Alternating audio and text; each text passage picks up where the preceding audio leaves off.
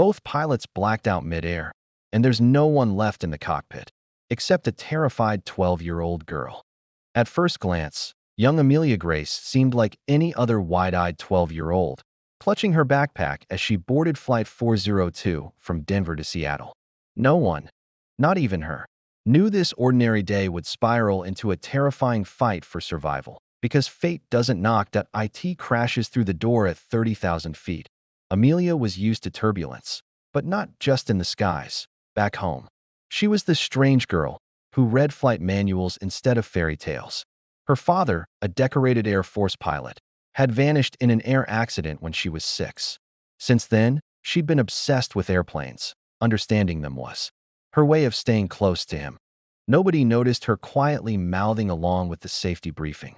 Nobody noticed the faint scar on her wrist, a reminder of when grief almost swallowed her whole. But soon, the world would notice Amelia Grace. 30 minutes after takeoff, turbulence struck. Bad turbulence. The plane shook violently. Coffee spilled. Luggage bins popped open. Then, the cockpit went silent. Unknown to the passengers, both pilots had suffered acute hypoxia. Their oxygen masks malfunctioned. They slumped over, unconscious, while Flight 402 continued climbing on autopilot, straight into chaos. In the cabin, oxygen masks dangled uselessly as a flight attendant screamed for anyone with aviation experience. Nobody answered, except Amelia, frozen between fear and instinct. Amelia heard her father's voice in her head. Aviation doesn't forgive panic. Only calm saves lives. She stepped forward. The adults stared. You're just a kid, a man barked, but a desperate stewardess noticed the way Amelia's fingers hovered, not shaking, over the cockpit controls. Let her try, she said, because no one else knows what to do. They strapped her into the captain's seat. Her heart pounded, but her hands were steady. Altitude, 32,000 feet. Autopilot, still on. Pilots, still unresponsive.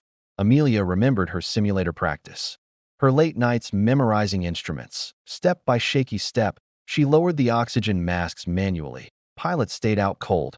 Oxygen pressure, failing. Cabin panic, rising. Then, a new problem. The plane veered off course toward restricted airspace. Military jets scrambled. A shoot-down order hovered.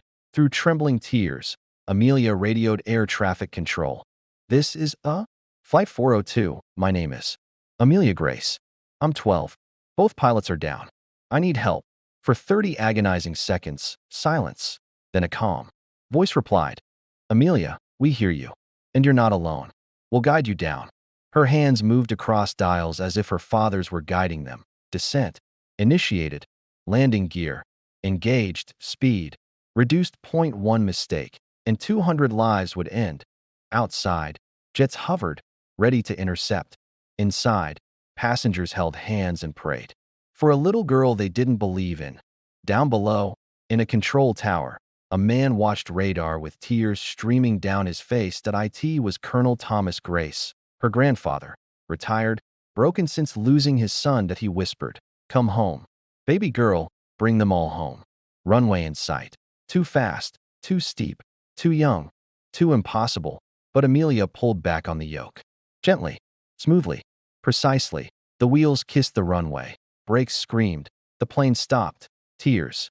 Applause. Relief. The pilots revived moments later. Confused and ashamed. Reporters called it luck. Officials called it a miracle. Passengers called it an act of God. But Amelia knew the truth. She didn't save those lives for glory.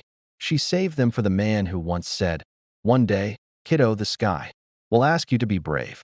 And at 30,000 feet, she answered, if this story moved you, imagine how many others need to hear it. Like, share, subscribe. Because courage comes in all sizes, and sometimes, even 12-year-old girls can land the impossible.